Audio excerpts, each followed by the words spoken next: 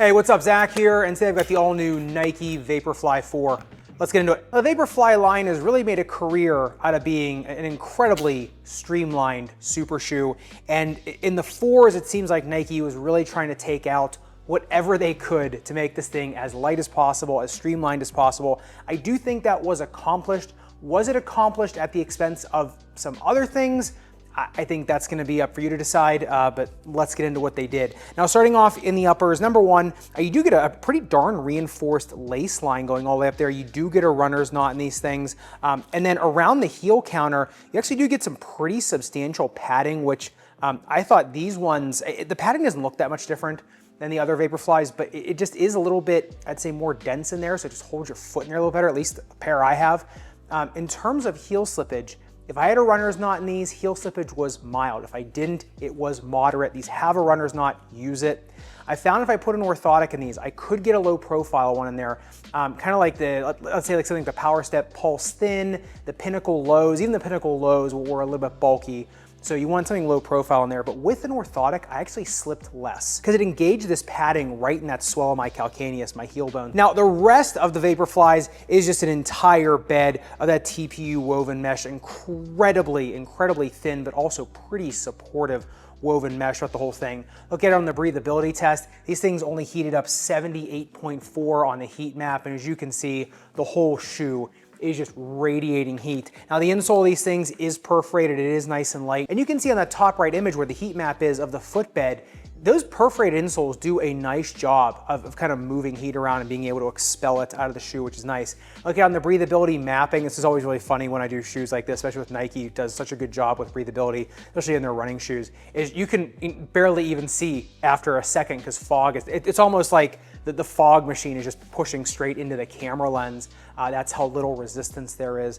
Now, what I did find in these is that the uppers were, even though they breathe really well, they were incredibly strong to containment given what these are. I mean, these are still a pretty, narrow super shoe, right? Let's not get it twisted. It's still a super shoe. It's still pretty streamlined, but especially in the heel counter where you get this arc of a heel counter internally, but then it also sends a stem right centrally in the heel counter as well. I actually thought these ones were a little bit more stable, at least in the uppers, independent from the midsole. We'll talk about that when we get to the midsole and the fit and runability, but at least in the uppers, I actually thought this was a great job in terms of number one, containment, but also being super light while also being super breathable. Now, look at this thing on the upper durability test, 10-second tie grit sandpaper. This does have a nail guard, which is nice for a shoe that is so light in the uppers.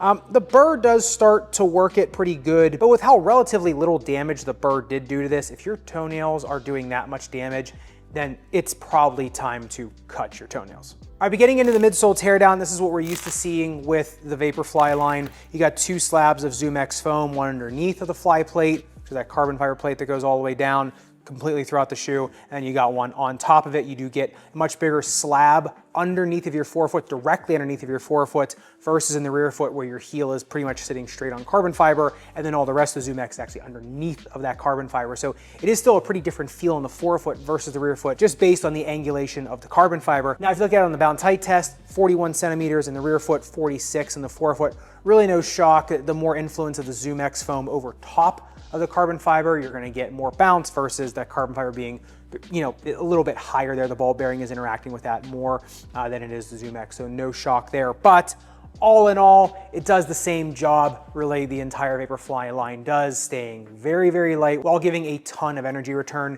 You just gotta be the right striker for them, like I said, which we'll get to in the runability and in the fit section. And speaking of that midsole setup, if you're looking to recover from a run with the same type of tooling that you can find in these ridiculous super shoes, but in a way that's meant for pure recovery, check out the Zen slide from Xenon. This is my collaboration slide with Xenon paddle, meant to be number one recovery slide, but also an all-day wearing slide. It does have the TPEE foam in the top bed, but then also rubberized EVA around the rest of it, a little more durability as well as moldability around the dorsal retention strap. Whereas a lot of sandals I see, it are very squishy, almost to the point they feel like a squishmallow. And so yeah, it feels super plush, but then again, it doesn't really keep your foot stable, which is the entire point of recovery or being able to wear them all day. Whereas this one, it actually molds to your foot over time, gives you a more custom fit while also giving you that footbed, a little more energizing foam. Only a couple of surprises inside that midsole, all to help you recover faster. If you want to check these out, I'll leave a link in the description below. All right, but getting into the outsole tread, you got 3 pods. Number one in the rear foot, on the lateral side,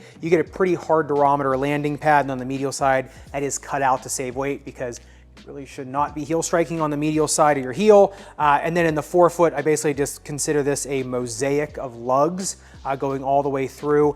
This is incredibly nice for transitioning step on this thing, especially because the fly plate on here, this shoe doesn't bend all that well anyway, just because of the fly plate. I mean, you'll bend it, right, when you're putting enough force into it, but it is nice to see this type of pattern in the outsole. It's just incredibly easy to move through a gait cycle on. I actually really like this pattern for sure. Now this thing on the speed ratio comes in at a 6.6, a shank score of 0.35, brings that up to a 6.95. I think they deserve every bit of that, especially for the right strikers. These things are incredibly light while giving incredible amounts of energy return. Now, look at this thing on the outsole durability test, though, 10 seconds highest grit sandpaper. The rear foot landing pad basically just gets scuffed up. The burr did start to like grab, though, into the forefoot of these things. The rubber is a little bit softer. I'm wondering if they were trying to maybe save weight a little bit on this. The rubber thickness isn't bad, to be quite honest, and you know, the surface area you get with these is pretty good. So I would say as long as you don't have too bad of a pronatory twist, and if you do have a really bad pronatory twist on these, maybe you shouldn't be wearing them. But I think as long as you have a little bit more of a smooth tuned gait cycle, right, you're pretty efficient, which you should be if you're wearing these. I still think just based on the design of the rubber, I still think you should be okay. All right, but getting into the fit and performance of the Vaporfly 4, this is the real crux of them. Number one, they got a 14-degree in-flare, which, yeah, it's getting up there, but really no surprise for a super shoe. Thing is, these have a resting everted position of 1 degree. That goes to 13 degrees with loading, and that just shows you, especially in the rear foot, this ZoomX foam, it is meant for you to share the load on this thing, and I'll get to that in the runnability section, but these are definitely not the most stable things out there. So even with an orthotic, it kind of spreading out the load there. And like I said, there's a carbon fiber plate, you know, where you put your orthotic on too. So I mean, how much is it really doing? The ZoomX is still gonna have an incredible amount of compression to it. So just said, watch out for that as we go into further into the tail end of this review. Now these do come in at 28.8 centimeters in length, 9 centimeters metatarsal width, 10 centimeters of toe box width, and a toe box taper, shockingly, of only 27 degrees. Actually isn't terrible in the forefoot. So I would say narrow, medium foot, you can just go true to size on these things. A 2E, I went true to size. Honestly, I was fine.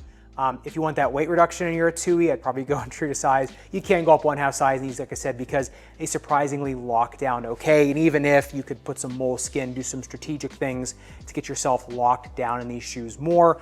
Actually, pretty soon I will have an ebook coming out about all the ways you can customize shoes for yourself, and all the different strategies will be in that. So make sure you're looking out for that. But you know, moleskin in and around the ankle collar, as well as proximal lace line, does a really good job for that if you are going up that 1/2 size for a 2E.